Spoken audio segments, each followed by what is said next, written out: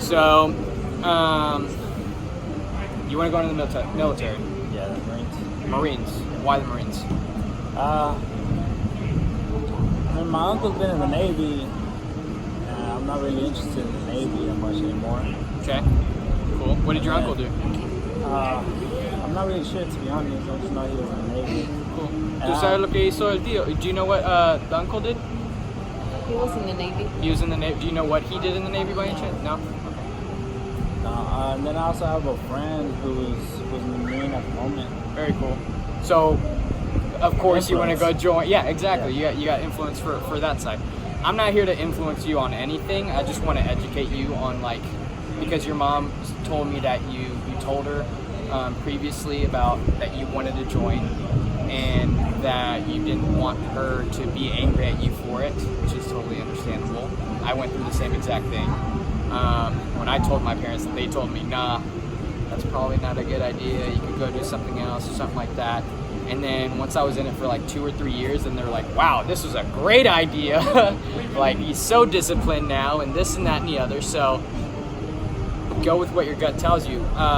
What's like exact? So the Marine Corps, have you talked to a recruiter yet? No, I haven't. You haven't? No. What's stopping you? The locations, they're pretty far From? from where I live, from Willowbrook. I Okay. went to one, it said it was for Marines, but that one was for the Navy. Okay, gotcha. But I still ended up talking to them about it, and they Okay. gave me like a list of the jobs, and they Gotcha. gave me a practice test to do, Uh-huh. and I passed it. So. Very cool. Cool. Awesome. Have you looked up what jobs you want to do in the Marine Corps? No, No? not. So I'll tell you right away, what you should do is look at the all the jobs that you can do in the Marine Corps that you'd be interested in, and when you do, because I'm not sure if every test is different or if it's the same, but ask them just to make sure, because the test that you took to see what jobs you qualified for in the Navy might be a totally different test for the Marine Corps. Does that make sense? Yeah. And it's the same thing as well for the Army and the Air Force. I know that for most of the times, to be in the Air Force, you got to be pretty smart up here. I know some buddies of mine that tried to go into the Air Force and they weren't intellectually capable enough to go in there. So just double check and make sure what your test scores need to be. Make sure you do the practice test so that way you're doing well on it. Have you started looking into like physical fitness and stuff like that? Nah, I'm pretty capable of training myself. Cool. Been doing it for years. I don't doubt it at all. But I got lazy. Alright. And I moved out with my girlfriend, and I got lazy. No, that's fine. Dude, I got a girlfriend too. I know how it is. I used to go to the gym every single day. Then I got a girlfriend. Honeymoon phase happens. And then you're just like, oh, it's harder to go because, girlfriend doesn't want to go. Whatever. But I get that. So what I'm saying is this, is that Marine Corps especially, I know that Marine Corps and Army are pretty heavy on their physical fitness. And so you can get one step ahead by going to their site and looking up what their physical fitness test is, because you're going to have to do it when you go to the recruiter anyways. You start practicing now, so that way when you go to the recruiter and you wanted to go in December? When I come back in January. Okay, so start it now, so that way when you go to the recruiter I suggest November for you. Just because you go in December or in January doesn't mean that you're going to ship off in January. It means that you go in, they say, all right, great, let's qualify you first to see if you can even go into the Marine Corps. That process sometimes takes a month, sometimes it takes 2 months. Once you get there, once you take your test to see what jobs you can get, then they tell you, all right, this job ships off in this month. And it might be 6 to 8 months from that date. Does that make sense to you? Did you know about that? No.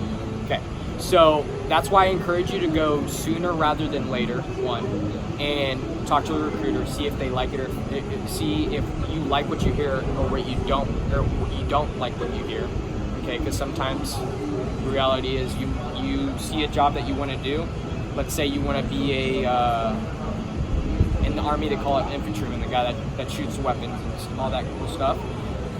Let's say you want to be that for the Marine Corps, and you hear from your buddy, oh, that's not what you want to do, this is not the other. Just ask a bunch of questions. What else you got for me? What else are you curious of? You don't mind asking? No, go ahead. I was an infantryman. I was in the Army for 5 years. Okay.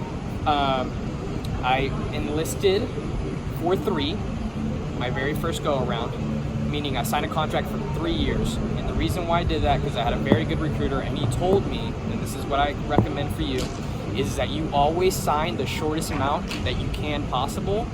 So that way, if you end up not liking that military career, you can get out after that short term. Does that make sense? Don't, because there's going to be the option of, they can say, hey, you want to sign a 3-year contract, a 2-year contract? That's cool. You're not going to get a bonus, because there are those offers out there. There's oh, you sign up for 5 years, we'll give you $12,000 right then and there. Is it worth that much time? Do you get what I'm saying? Yeah. Of you being miserable, if you end up being miserable. So what I'm telling you is this, is that you sign up minimum, and then if you love it, then you can re-up or re-sign a contract for even more time. Does that make sense? Because chances are that if you love it, you're going to be great at it, and they're going to want to promote you and make you a leader and do all these other cool things, and they're going to want to keep you.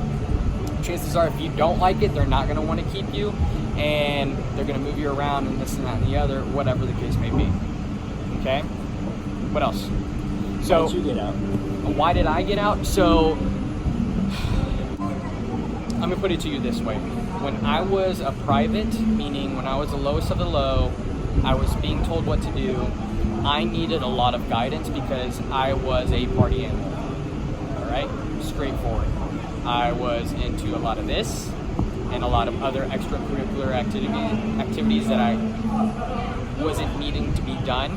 So instead of going to college, I told myself, that's not the route for me. I need to do something different. My principal came up to me. She told me, hey, you should look into the military. I said, all right, cool. I talked to the Army recruiter. I signed up, went in for 3 years minimum. Like my recruiter told me, he said, do the minimum so that way if you don't like it, you can get out. The reason I told you all that was because I needed a lot of guidance. And my senior, the person that was above me, was able to straighten me out with physical fitness, really harsh physical fitness, to the point where I was throwing up and then kept going. And that to me straightened me out right away. By the time that, by year 4, when I was a leader, I was not able to do that to my little subordinates, if that makes any sense. The guys that were in my spot, I couldn't do that to. Instead, what happened was that I had to do paperwork. I had to take away their pay. I had to keep them from being able to have a social life, give them extra things to do, when that was not helping the situation at all, in my eyes. So you were incapable of doing it, or you weren't allowed to do it? I was not allowed to do it. Therefore, I was not capable of doing it. Because I had alcoholic kids, 17, 18-year-old kids, because you're still a kid at that age for some people, that were coming into work drunk, pissed drunk. And that was me. And the only way that I was to be able to straighten out was for them to sew me up the hard way. I couldn't do that to my guys. I couldn't make them learn that lesson the hard way. Instead, I said, bad on you. Here's some paperwork. I don't care. They're going to go back out and do it again. Is it like a new rule, or what? It was a new rule for the Army. Yeah.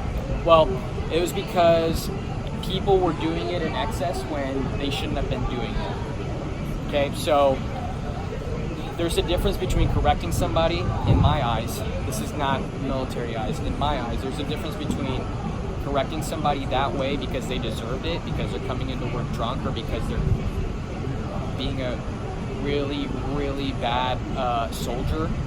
And there's a difference of a leader taking advantage of that situation when they're not doing something that horribly wrong. Right? Let's say that you dropped a piece of trash and I was your leader and I saw you doing that and I had a problem with it, and I went up above and beyond of trying to correct you. I made you try to throw up because I was trying to I was trying to haze you. Does that make sense? And that's what they call it now, is hazing. So that's why those rules were set in place, because there was those bad leaders, just like anywhere else ever in life, in any profession ever, not just the military. There is bad leaders out there that take advantage of those situations. Does that make sense? I got another question. What's up? I thought when you signed up, they take you first to boot camp, and then that's when they sent you out to. Well, that's when they give you like a list of the jobs that you can do, or that you. Every military service is different. As far as I know, in the Army, what they do is this. First, you go take the test to see what jobs you qualify for. Then, before you even pick the job, you go do a physical exam by a doctor downtown in Houston. They say, they look at your spine, they look at your feet, if they're flat, they see if you have ADD, la-da-da, this and that. That's for you to talk to your recruiter and see if there's any, like, if you hint, you get what I'm saying? Then, if everything checks out there, they do also, while you're doing that, they're doing a background check on you to see if you have any criminal history. If so, is it just speeding tickets, or is it an actual criminal history kind of deal? And then they determine, all right, is he good there or not? Then after that, or while all that is going on, they're also checking your credit. If you have way too bad a credit, you might not be able to get certain jobs, because certain jobs require secret clearances. And in order to get a secret clearance, one of the criteria is to have good credit. Reason being is because, let's say that you're trusted with sensitive information that can help a war or destroy a war. They don't want you selling all that information for money. Oh, yeah. Does that make sense? That's why they look at your credit. Part of the reason. What about as well as your family and how they are. They even look at that for secret clearances or top secret clearances. Just depends. And you might not even need a secret clearance for the job that you're trying to do. If you don't have credit, don't worry about it. I didn't have credit when I went into the Army. I didn't, that's the other thing though, I never owed anybody money. So I was just straight up checking. But it's not something to be scared about or worry about. It's something you talk to your recruiter about, that's that. I answered why I got out. What else? Yeah, why the Army? Why the Army? I didn't like any other recruiter. Marines looked at me at like a 17, 18-year-old, 105-pound kid, skinny little stick. They're like, nah, you're not going to cut it. Same thing with my Army recruiter. My Army recruiter, I had a job list of 60 jobs. 60 jobs. I could have done anything. I could have been an intelligence analyst. I could have been... I had a bunch of like cool like secret clearance jobs and stuff like that, but I told my recruiter, I was like, I want to be outside. I need to be doing something active because school was not cutting for me. I couldn't deal with sitting behind a desk. I need to be up and around and moving. Hence why I'm a gymnastics coach right now. You know what I mean? So I told him, this is what I want to do. He's like, the description that you're putting out is infantry, and that's what I do. But he told me you're going to be having to pick up a lot of weight and you got to beef up a lot more. And I was like, all right, cool, let's do it. And I struggled for the first like 2 years, year and a half, even till my last